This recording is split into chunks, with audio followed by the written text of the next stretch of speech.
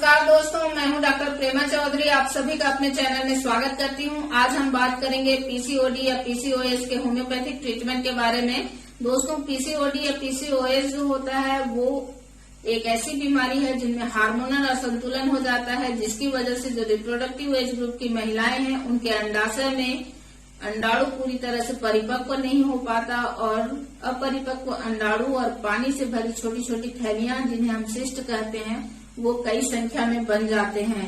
तो polycystic ovarian disease या polycystic ovarian syndrome के बारे में मैंने इसके पहले अपलोड में बहुत ही डिटेल में आपको समझाया है कि इसमें आपका खान पान कैसा होना चाहिए, इससे किस तरह से बचें, इसके क्या कारण होते हैं, इसका क्या लक्षण होते हैं। इन सारी चीजों के बारे में जानने के लिए आप आई बटन में जाकर प्रीवियस वीडियो अच्छी तरह से देख लें, क्योंकि पूरी जानकारी के लिए, सही जानकारी के लिए पूरा वीडियो देखना जरूरी होता है। आप आधा अधूरा देखोगे तो आपकी जानकारी जो है वो अधूरी रह जाएगी। भले ही आपके 10 मिनट लगेंगे, लेकिन उससे जो है आपको पूरी और सही जानकारी मिलेगी। इसलिए सही जानकारी के लिए पूरा वीडियो जरूर देखें। इस वीडियो में मैं आपको बताने जा रही हूँ कि पीसीओडी या पीसीओएस को होम्योपैथी में किस तरह से ठीक किया जाता है, इसके लिए कौन कौन सी खास मेडिसिन हैं, कौन सी कॉन्स्टिट्यूशनल मेडिसिन किन लक्षणों के आधार पर हम सेलेक्ट करेंगे, किन डोजेज में कैसे देना है, और साथ ही मैं बताऊंगी एक स्पेसिफिक मेडिसिन के बारे में जो पीसीओएस के सभी पेशेंट को आप दे सकते हैं। तो ये सारी जानकारी और सही जानकारी के लिए वीडियो को पूरा देखिए। आइए शुरू करते हैं। पहली मेडिसिन इसकी जो कॉन्स्टिट्यूशनल मेडिसिन है वो है सीपिया। सीपिया मेडिसिन जो है पीसीओएस के कारण अनियमित हुए मासिक स्राव को ठीक करने और साथ ही इसकी वजह से जो गर्भ धारण करने में रुकावट आ रही थी उसको ठीक करने के लिए बहुत ही अच्छी मेडिसिन है, जिससे प्रयोग से मासिक धर्म भी नियमित समय से आने लगता है और साथ ही अंडाणु सही से विकसित होने लगते हैं, जिससे कि पेशेंट जो है वो गर्भ धारण कर पाती है। इसके लक्षणों को अगर हम देखें तो मेंसेस बहुत ज्यादा अनियमित हो जाना, मासिक धर्म जो है वो समय पर नहीं होना, या तो बहुत देर से और कम मात्रा में होना, या बहुत जल्दी और बहुत ज्यादा मात्रा में होना। इस तरह से अनियमित मासिक स्राव अगर होता हो, और साथ में अधिकांश केसेस में ये देखने को मिलता है कि फीमेल को बियरिंग डाउन पेन होता है, यानी उसको ऐसे महसूस होता है कि उसके बॉडी के जो पेल्विक आर्गन्स हैं वो वेजाइना के थ्रू शरीर से बाहर निकलने को हो रहे हैं। इस तरह के लक्षण के साथ पेशेंट क्रॉस लेग करके बैठना पसंद करती है, जिससे कि उसके आर्गन्स जो है वो बाहर ना निकलें। इसके साथ ही हम और लक्षण को अगर मैच करते हैं तो अंडाशय में अगर सिस्ट बन जाए और साथ ही अंडाशय में सूजन आ जाए, इस तरह के लक्षण हो, चेहरे पर ज्यादा बाल हो, खास करके अपर लिप्स में अगर ज्यादा बाल उत्पन्न हो रहे हों, तो उस तरह के लक्षणों को भी यह ठीक करती है। इसके कॉन्स्टिट्यूशनल लक्षणों में अगर हम देखें तो पेशेंट को मानसिक रूप से बहुत ज्यादा चिड़चिड़ाहट होती है, साथ ही जिनसे सबसे ज्यादा प्रेम होता है उन्हीं से अलग थलग रहना पसंद करती है। सीपिया की जो पेशेंट होती है वो ठंड के प्रति बहुत ज्यादा संवेदनशील होती है। तो इस तरह के लक्षण अगर मैच करते हैं तो सीपिया देना चाहिए। अगली कॉन्स्टिट्यूशनल मेडिसिन है पल्साटिला। पल्साटिला जो है हम ऐसी महिलाओं को देते हैं जो स्वभाव से नम्र होती हैं, जिनको बात बात पे रोना आता है और जिनको जो है रोना आता रहता है। उस समय अगर आप सांत्वना देते हैं तो उनको बहुत ज्यादा रिलीफ महसूस होता है, उनको अच्छा लगता है। खुली ठंडी हवा में जाना इनको बहुत ज्यादा पसंद होता है। खुली ठंडी हवा में इनके अधिकांश लक्षणों में इनको राहत महसूस होती है।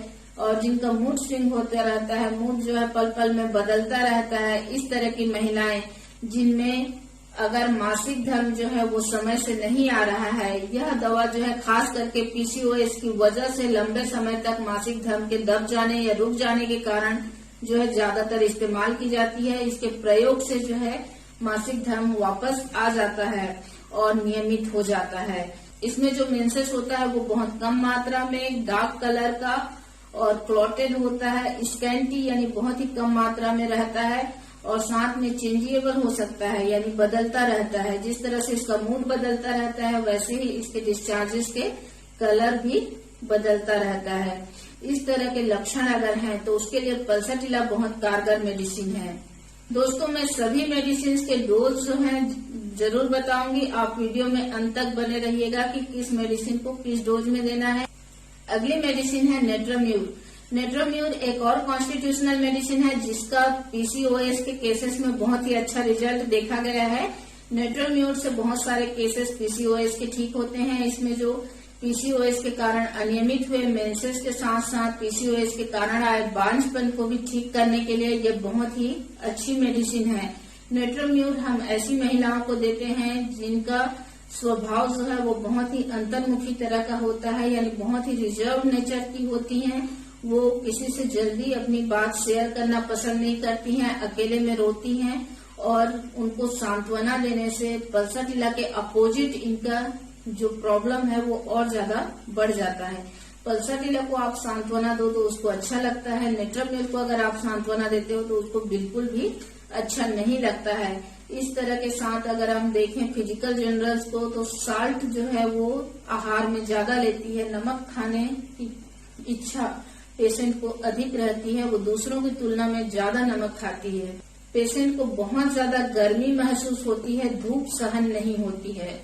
तो इस तरह की अगर फीमेल है और उसमें मेंसेस अनियमित हो रहे हैं तो उसके लिए नेट्रोम्यूर मेडिसिन का प्रयोग करना चाहिए। अगली कॉन्स्टिट्यूशनल मेडिसिन है कैलकेरिया काव। कैलकेरिया काव जो है पीसीओएस के कारण महिलाओं को अगर बहुत ज्यादा मात्रा में और लंबे समय तक जो है मासिक धर्म जाता रहे, ब्लड जो है मासिक धर्म में बहुत ज्यादा मात्रा में जाए और बहुत लंबा समय तक जाता रहे, तो उस तरह के केसेस में इस्तेमाल की जाती है। कैलकेरिया काव में इस तरह के केसेस में मासिक धर्म को कंट्रोल करने के लिए ये मेडिसिन बहुत ही कारगर है।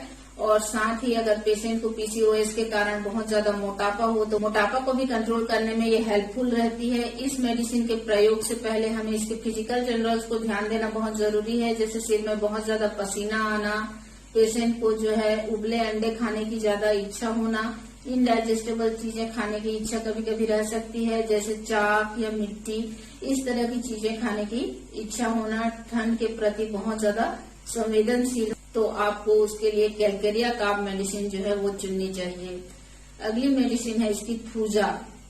थूजा मेडिसिन जो है वो जानी मानी दवा है। शरीर में कहीं भी एबनॉर्मल ग्रोथ अगर होता है तो उसको खत्म करने के लिए, सिस्ट को भी डिजॉल्व करने की इसमें बहुत पावर होती है। थूजा मेडिसिन जो है वो खास करके बाएं तरफ के सिस्ट के लिए दी जाती है। जब ओवरी में कई सारे सिस्ट बन जाएं तो यह उनको डिजॉल्व करती है। बाईं तरफ के ओवरी में इसकी प्रधान क्रिया होती है।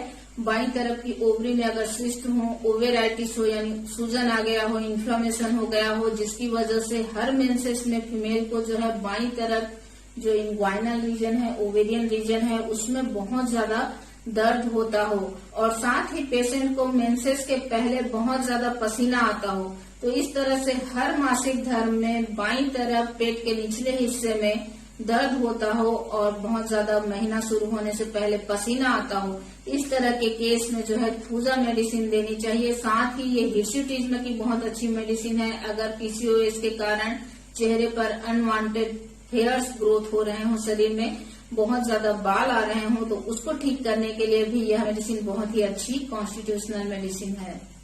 अगली मेडिसिन है ग्रेफाइटिस। ग्रेफाइटिस हम ऐसे कॉन्स्टिट्यूशन के फीमेल पेशेंट को देते हैं जहां वो मोटी रहती हैं, साथ में उनको कब्ज की समस्या रहती है और कब्ज की समस्या के साथ साथ स्किन प्रॉब्लम्स जो है वो होती रहती हैं।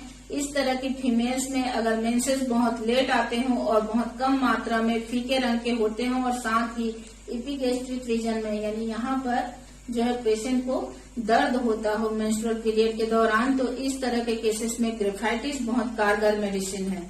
होम्योपैथी में दवाइयां जो हैं वो सिर्फ सिस्ट के आधार पर नहीं चुनी जाती हैं, लेकिन सिस्ट की पोजीशन जो है इनको चुनने में मदद कर सकता है। जैसे कि अगर सिस्ट जो है खास करके दाहिनी तरफ अगर हो तो उस केसेस में लाइकोपोडियम, बेलाडोना और एपिस्मेल मेडिसिन जो है वो आप लक्षणों के आधार पर सेलेक्ट कर सकते हैं। उनका प्रभाव दाहिनी तरफ के सिस्ट में ज्यादा होता है।